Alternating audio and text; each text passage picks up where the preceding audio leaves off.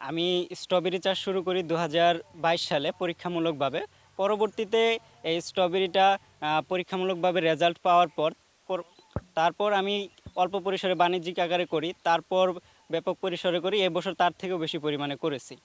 আমি বর্তমানে মাওলানা মোহাম্মদ আলী কলেজে অনার্স করতেছি, ২য় বর্ষ। পাশাপাশি আমি কৃষির প্রতি আগে আগ্রহ ছিল। সেই আগ্রহ থেকে পরবর্তীতে এইখানে শিপমেন্ট করছি অল্প অল্প করে। এখন বর্তমানে আমি এই যে উচ্চমূল্যের স্ট্রবেরিটি চাষ করছি, আর স্ট্রবেরিটি চাষ ব্যাপক লাভজনক। এই স্ট্রবেরি প্রথম দিকে হালকা একটু খরচ হলেও আপনি এই গাছ লাগানোর 70 থেকে 75 দিন পর থেকে ফল পাওয়া শুরু করবেন এবং পরবর্তীতে এই ফল আপনি প্রত্যেক দিন তুলতে পারবেন, যা বর্তমান বাজার অনুযায়ী আর এখন বাজার মূল্য চলতেছে 600 টাকা কেজি পাইকারি রেট, আর খুচরা পর্যায়ে 1000 টাকা 800 টাকা করে বিক্রি হচ্ছে। সেই হিসাবে আমি প্রত্যেক দিন ফল তুলতে পারতেছি 40 থেকে 50 কেজি গড়।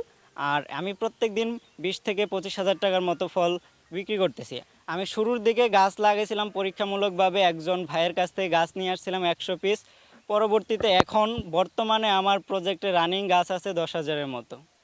স্ট্রবেরি চাষের উপযুক্ত সময় হচ্ছে নভেম্বর মাস। এই নভেম্বর মাসের শুরুর দিকে যদি কোনো কৃষক চারা লাগায়, সেই চারা তার কিনতে আপনার 18 থেকে 25 টাকার মধ্যেই পড়বে পার পিস চারা। আর জমি প্রসেসিং শুরু করে ফল আসা পর্যন্ত একটা গাছে আপনার খরচ হবে 45 থেকে 50 টাকার মতো। আর একটা গাছে ফলন শুরু থেকে শেষ পর্যন্ত একটা গাছে 400 থেকে 500 গ্রাম ফল অ্যাভারেজ সে তুলতে পারবে। আর এখন যে বাজার মূল্য, এখনকার বাজার মূল্য হচ্ছে 600 টাকা কেজি।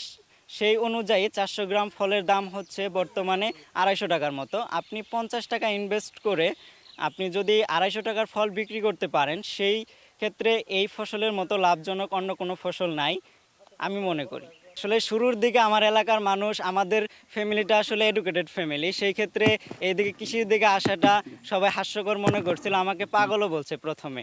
যখন আমি রাস্তার পাশে এই গাছগুলো নিড়াইতেছি, তখন পাশে থাকা এক চাচা বলে উঠলো, পাগল হয়েছে তোমার ছেলে।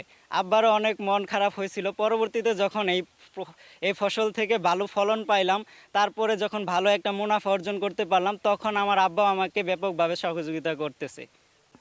যারা আমাকে পাগল বলছিল তারা এখন আমার আমার কথাই দোকানে, তারপরে যেখানে বসে তারা আলোচনা করে যে অমকের পোলা এখন খুব ভালো একটা কাজ করছে। ফ্রেশ সুন্দর কালারের স্ট্রবেরিগুলো দেখতেছেন, এই স্ট্রবেরি যদি আমরা সরকারি সহায়তা এবং কৃষি অফিসারের যদি সহযোগিতা পাইতাম, তাহলে এই ফল চাষ করে আমরা আরও বেশি লাভবান হতে পারতাম। আর কৃষি অফিসারের যদি সুদৃষ্টি আমাদের প্রতি থাকতো, তাহলে আমরা এই ফসলকে বা এই ফলটাকে আমরা বাহিরের দেশে এক্সপোর্ট করতে পারতাম, তাহলে আমরা আরও বৈদেশিক মুদ্রা অর্জন করতে পারতাম।